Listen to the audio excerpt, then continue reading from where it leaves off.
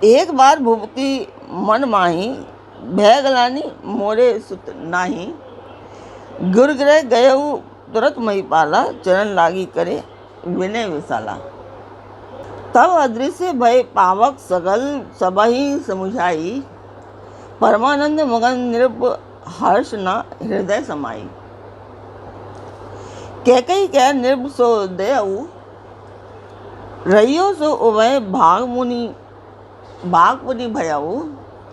कौशल्या के कई हाथ धरी, दीने सुमित्रा ही मन प्रसन्न करी। नमस्कार व्यूअर्स, और आप सब लोग कैसे हैं? आशा करती हूँ आप सब लोग अच्छे होंगे, स्वस्थ होंगे और मेरा रामचरितमानस का पाठ अवश्य देखते होंगे। तो सबसे पहले हम जान लेते हैं कि कल तक हमने कहाँ तक जाना था।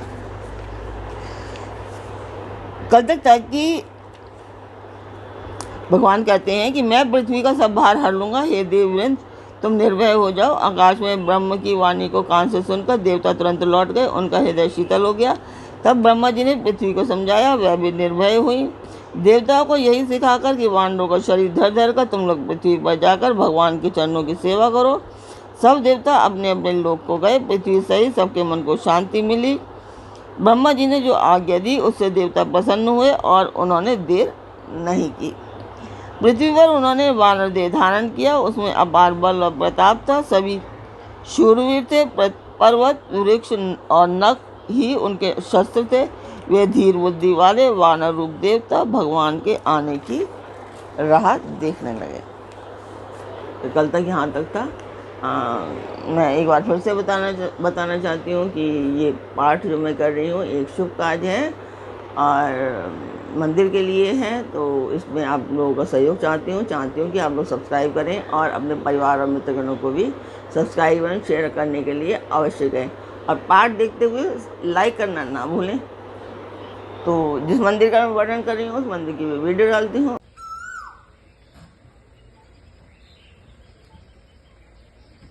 तो आप लोगों ने वो मंदिर की वीडियो देखी, आपको मेरा पाठ कैसा लगता है ये भी बताएं और साथ में बताएं कि अभी मुझे ये आप लोगों को कितना अच्छा लग रहा है। आप लोग लाइक बहुत कम कर रहे हैं तो मुझे पता नहीं लग पाता है कि कितना आपको अच्छा लग रहा है।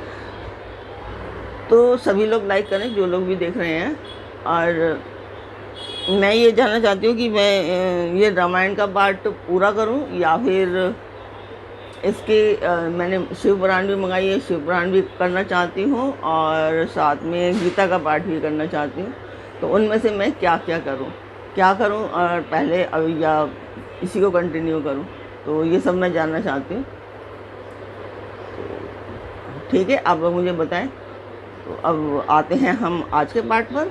स्वागत करती हूँ मैं आप सभी का अपने इस कार्यक्रम रामचरितमानस के बालकांड पाठ में।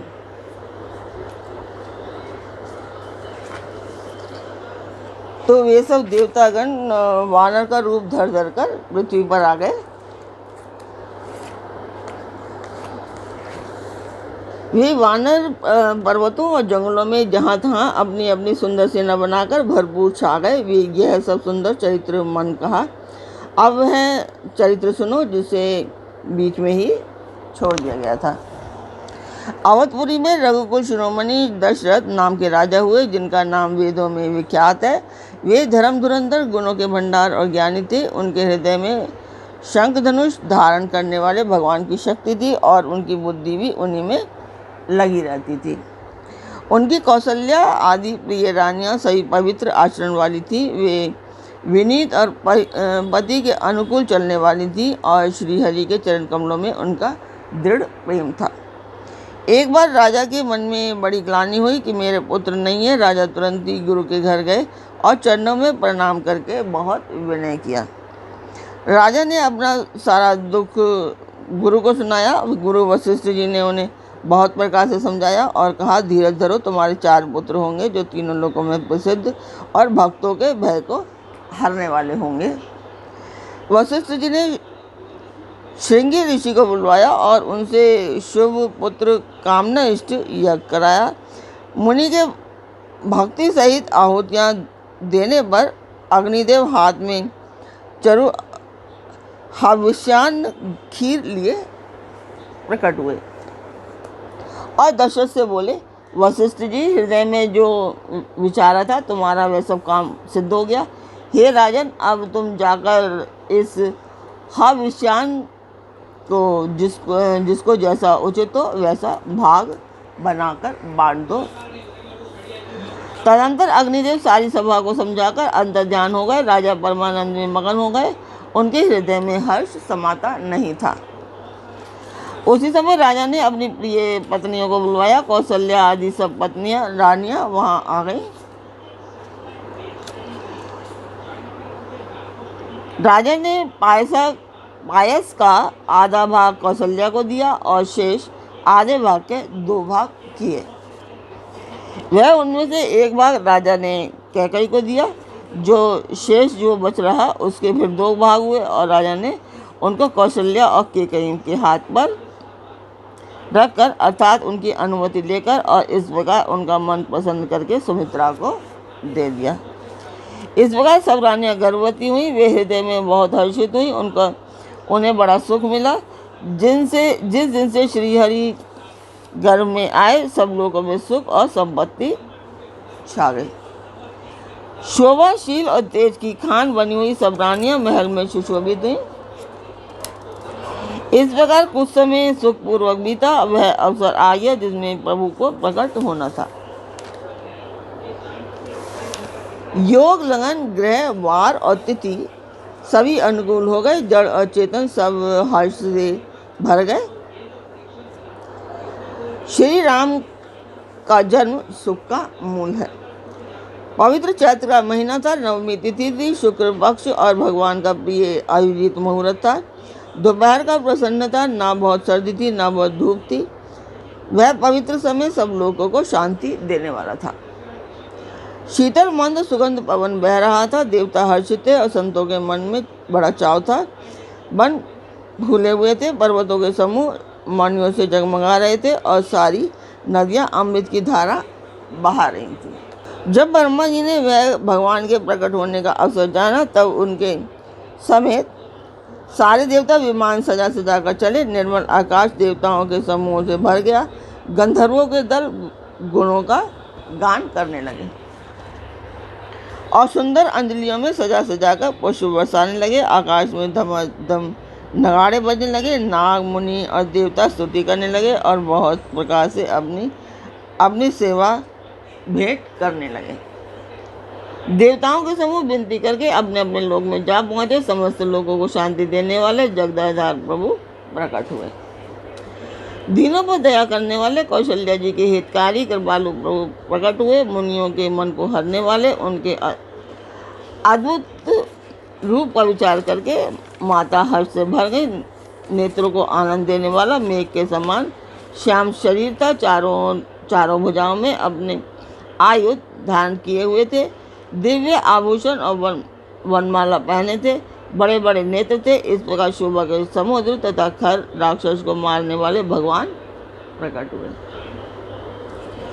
दोनों हाथ जोड़कर माता कहने लगी कि हे अनंत, मैं किस प्रकार तुम्हारी स्तुति करूं। वेद और पुराण तुमको माया, गुण और ज्ञान से परे और परिमाण रहित बतलाते हैं। श्रुतियाँ और संतजन दया और सुख के समुद्र सब सुखों का धाम कहकर जिनका गान करते हैं, वही भक्तों पर प्रेम करने वाले लक्ष्मीपति भगवान मेरे कल्याण के लिए प्रकट हुए हैं।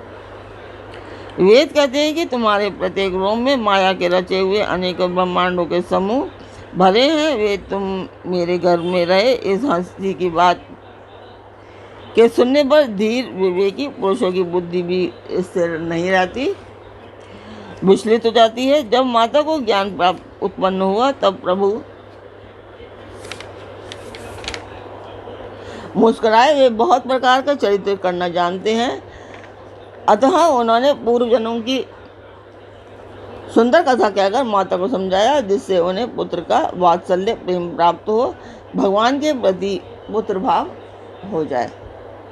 माता की वह बुद्धि बदल गई। तब वह फिर बोली, हे तात, यह रूप छोड़कर अत्यंत प्रिय बाल लीला करो। मेरे लिए यह सुख परम अनुपम होगा। माता का यह वचन सुनकर देवताओं के स्वामी सुजान भगवान ने बालक रूप होकर रोना शुरू कर दिया। तुलसीदास जी कहते हैं, जो इस चरित्र का गान करते हैं वे श्रीहरि का पद पाते हैं और वे संसार रूपी कूप में नहीं गिरते। ब्राह्मण, गौ, देवता और संतों के लिए भगवान ने मनुष्य का अवतार लिया। वे अज्ञान में मलिन, माया और उसके गुण, संत, रज, तम और बाहरी तथा भीतरी इंद्रियों से परे हैं। उनका दिव्य शरीर अपनी इच्छाओं से ही बना है, किसी कर्म बंधन से परवश होकर त्रिगुणात्मक भौतिक पदार्थों के द्वारा नहीं। बच्चे के रोने की बहुत ही प्यारी ध्वनि सुनकर सब रानियां उतावली होकर दौड़ी चली आईं। दासियां हर्षित होकर जहां तहां दौड़ी। सारे पुरवासी आनंद में मगन हो गए। राजा दशरथ जी पुत्र का जन्म कानों से सुनकर चारों ब्रह्मानंद में समा गए। मन में अतिशय प्रेम है, शरीर पुलकित हो गया, आनंद में अधीर हुई, बुद्धि को धीरज धरकर और प्रेम में शिथिल हुए शरीर को संभाल कर वे उठना चाहते हैं। जिनका नाम सुनने से ही कल्याण होता है, वही प्रभु मेरे घर आए हैं। यह सोचकर राजा का मन परम आनंद से पूर्ण हो गया। उन्होंने बाजे वालों को बुलाकर कहा कि बाजा बजाओ।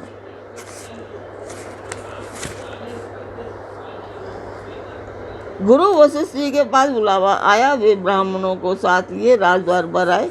उन्होंने जाकर अनुपम बालक को देखा जो रूप की राशि है और जिनके गुण कहने पर समाप्त नहीं होते। फिर राजा ने नांदी मुख को श्राद्ध करके सब जात कर्म संस्कार किए और ब्राह्मणों को सोना, गौ, वस्त्र और मणियों का दान दिया। ध्वजा, पताका और तोरणों से नगर छा गया। जिस प्रकार से वह सजाया गया उसका तो वर्णन ही नहीं हो सकता। आकाश से फूलों की वर्षा हो रही है। सब लोग ब्रह्मानंद में मगन हैं। स्त्रियां झुंड की झुंड मिलकर चली। स्वाभाविक श्रृंगार किए ही वे उठ दौड़ी। सोने का कलश लेकर और थालों में मंगल द्रव्य भरकर गाती हुई राजद्वार में वो प्रवेश करती हैं। तो इसके आगे हम कल पढ़ेंगे। आज का पाठ मैं यहीं पर पूर्ण करती हूँ। तो कल फिर मिलते हैं एक नए पाठ में, एक नई उमंग, एक नई तरंग के साथ में। तब तक आप मेरा चैनल अवश्य सब्सक्राइब करें और अपने परिवार और मित्रों को भी सब्सक्राइब और शेयर करने के लिए अवश्य कहें। तो फिर मिलते हैं, तब तक के लिए नमस्कार। जय सिया राम। सियापति रामचंद्र जी की जय।